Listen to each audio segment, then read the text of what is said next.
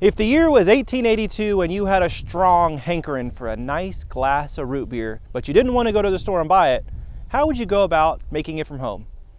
Hello, my name is Matthew Hunter with Legacy Wilderness Academy, and I'm on a mission to document every edible and medicinal plant in the southeastern U.S. so Southerners can have greater access to nutritious food and free medicine. In this video, we're going to look at how to make homemade root beer the old-fashioned way from sassafras roots that are harvested right from the wild.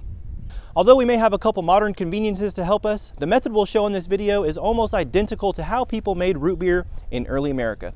We'll talk about how to identify the sassafras tree and the exact step-by-step process for getting naturally carbonated soda using basic home fermentation so you can enjoy tasty root beer like this right from home. Before we begin, I'll quickly mention that in part one of this video, I talk all about the edible and medicinal uses of the sassafras tree, the tree I have right here beside me. So if you want to learn more about the plant that we're using for this video, how to harvest it and how to prepare its root bark, as well as some of its supposed safety concerns, make sure to check out that video in this little button right above me or in the link in the description below this video. And while you're in the description, make sure to also download yourself a copy of my free guide to medicinal plants of the Southeast. Check it out below. Although it can grow to a full-size tree, sassafras is usually a small tree or shrub with 3 different types of leaves. It has leaves that are either 3-lobed, 2-lobed or mitten-shaped, or regular with no lobes. So that's the main way to identify it, is the 3 different shapes of leaves. Whenever you crush the leaves, they smell a lot like Fruit Loops. I kid you not. And the leaves of sassafras are dried and ground into a spice called gumbo filet. The roots, which will be the topic of this video, have an extremely strong root beer flavor. In fact, root beer you buy in the store is really just a bunch of artificial flavors trying to imitate the flavor of sassafras. We're going to be making 1 gallon of root beer for this video, so we'll start by bringing the water to a boil.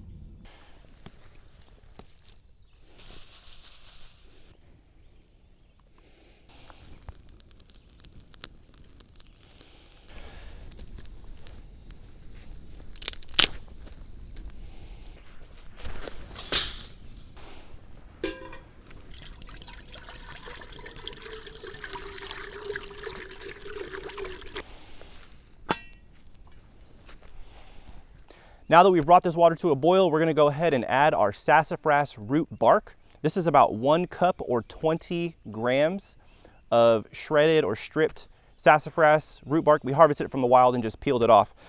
And so obviously 1 cup is going to be different. If you buy it and it's already powdered, then it's not going to be 1 cup, which is why we measure it. So this is about 20 grams. And we're going to go ahead and pour it in, and then we're going to let it simmer for 25 to 30 minutes.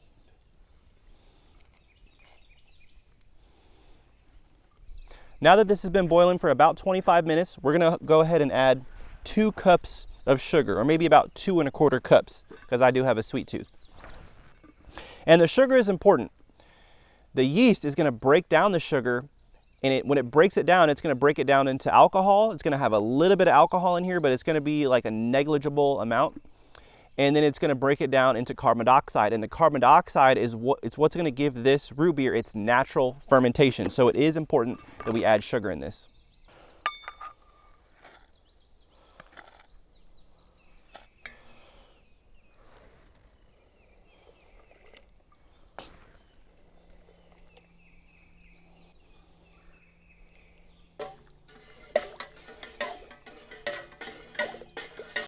Now that we've added sugar, the next step is we have to add yeast, but we do not want to add the yeast when it's still hot. So we have to wait for this to cool down. The yeast is very sensitive to heat. It's going to die if we add it when it's still hot. We have to wait until this cools down to a lukewarm temperature before we add the yeast. The very first 2 batches I made of root beer, both I rushed the process. The yeast died. It didn't ferment, so it didn't add the carbonation, and I wasted those 2 batches. So I've learned, don't rush this step. However, if we were just to leave it in this pot, it's going to take, half the day to cool down. So instead, I'm going to pour it back into this glass jug. That's going to help it cool down a lot quicker. But before I do that, we need to begin the sanitation process. From here on out, we want to make sure that every surface that our sassafras tea touches is completely free of germs. And that's going to help us avoid contamination. So from what I understand, there's not a risk like there is with the canning of botulism, but if bacteria gets into the bottles and sort of ferments, then it can give it like an off funky flavor, and we definitely don't want that. And so soda makers, from everything I've seen, don't recommend using soap to wash the bottles out because they say that the soapy flavor sticks in there. So instead, what we're going to do is we're just going to use chlorine disinfecting bleach. We're going to fill up a 5-gallon bucket, and we're going to do 2 tablespoons of bleach for every gallon of water. So we have 4 gallons of water here. We're going to do 8 tablespoons of bleach, making sure obviously not to get it on our clothing.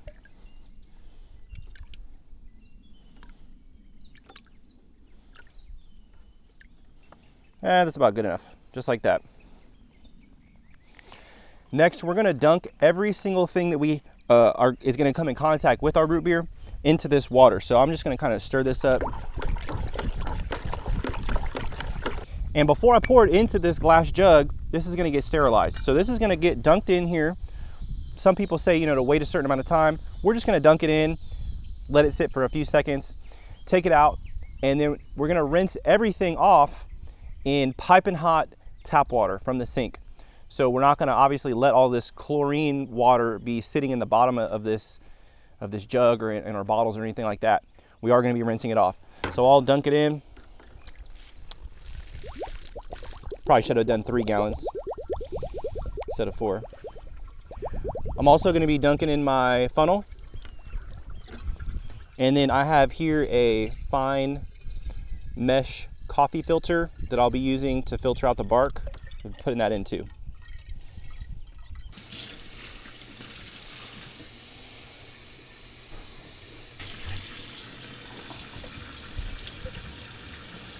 All right, so now we're gonna pour it into this glass jug just to make it cool off a lot quicker.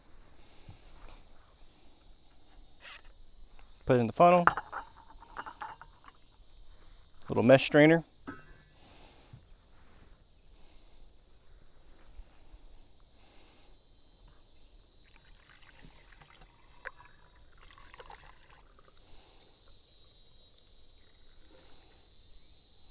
And now we'll go ahead and wait until it's lukewarm.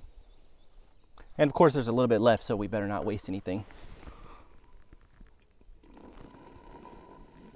All right, now that our sassafras tea has cooled down to about a lukewarm temperature, we're ready to start filling up these bottles. So you can use different types of bottles. Technically, you can use plastic bottles. I have seen people do that, but they don't last very long. You may get 1, or 2 uses out of them. I'm not really sure because I don't use plastic, but the proper way to do it is to use glass bottles. And you don't have to have the swing top lids like I do. See, I have these fancy swing top lids because I figured, I wanted to invest in them just so that I could be able to do this long term. You can also use just glass soda bottles, but if you choose that route, you do have to buy the bottle caps.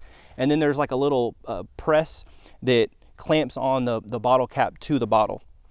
So we're just gonna go ahead and fill these up. Before we do though, we're gonna go ahead and add our yeast. So I'm just using some ale yeast. From what I understand, you can use wine yeast or champagne yeast. In fact, one soda making book, he used champagne yeast for everything. Another soda making book, he used ale yeast. So I decided to use ale yeast.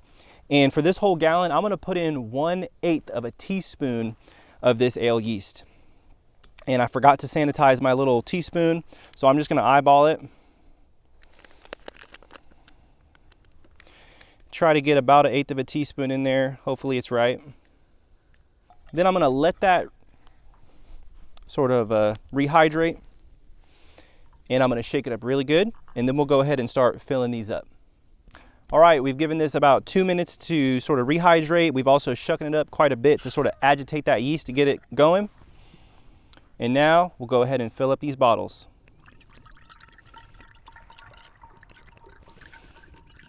So these are 16-ounce bottles, which means we're going to be using 8 of them. If you're using 12-ounce bottles, a gallon, you'll use about 11 12-ounce bottles. So keep that in mind. The last thing we're gonna do is we're gonna take all 8 of these bottles and shake them vigorously for about 30 seconds each. Then we're gonna put them on the counter outside of direct sunlight. Some people say put them in a dark cabinet. I just put mine on the counter. and we're gonna leave them there for about 2 days.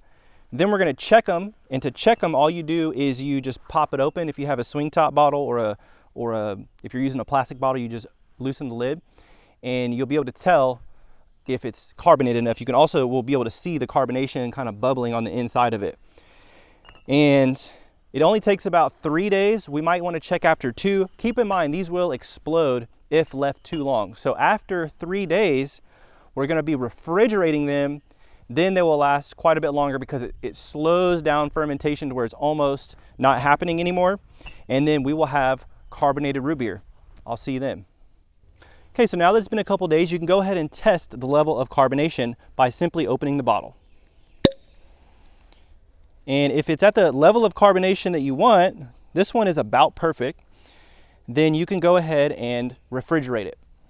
If it's not quite what you want, then you can leave it on the counter for another day and test it again. It usually takes about 3 days, but in higher heat, it can take 2 days. So you want to test just one bottle after 2 days, see if it's about the carbonation level you like, and then refrigerate. Now, before refrigeration, keep in mind that these cannot just be left on the counter, or the pressure will continue to build up, and eventually they will explode. So before refrigeration, they would have been moved to a cool place like a root cellar, where then you'd still want to drink it within a few days to a week. After about a week, you'd begin to run the risk of the bottles bursting. Now with refrigeration, it really slows down the fermentation and carbonation process, but it doesn't completely stop it. So even with refrigeration, maybe about a month, you want to try to drink these within about a month, or you do run the risk of bottles bursting open in your fridge, but it will last a lot longer because that carbonation is slowed down. And by the way, after about 2 days in the fridge, something happens to the flavor and it starts to be a lot better after refrigeration. So guys, now you can enjoy a frosty cup of homemade root beer or a root beer float made with real sassafras roots. And once you get this recipe down, you can start experimenting with other plants like vanilla, wild cherry bark, sarsaparilla, or even wintergreen. And so do keep in mind that sassafras is a powerful blood thinner and can affect blood pressure. So if you're someone that has, blood pressure issues or takes any of those types of medicines, blood thinners or blood pressure medication, be very careful with this plant. It is a powerful medicinal plant as well. People were not drinking big 32-ounce sodas throughout history. So I recommend doing a much smaller cup of sassafras root beer, 6 or 7 ounces. And also the alcohol in this is very, very low. So I consider it safe for kids. I give it to my 4-year-old daughter, no problem. So guys, keep in mind, if you want to learn more about the sassafras tree, you can do that in this video right here. And also make sure to download my free guide to medicinal plants, which you can see in the link in the description below this video. Again, my name is Matthew Hunter. See you in the next one.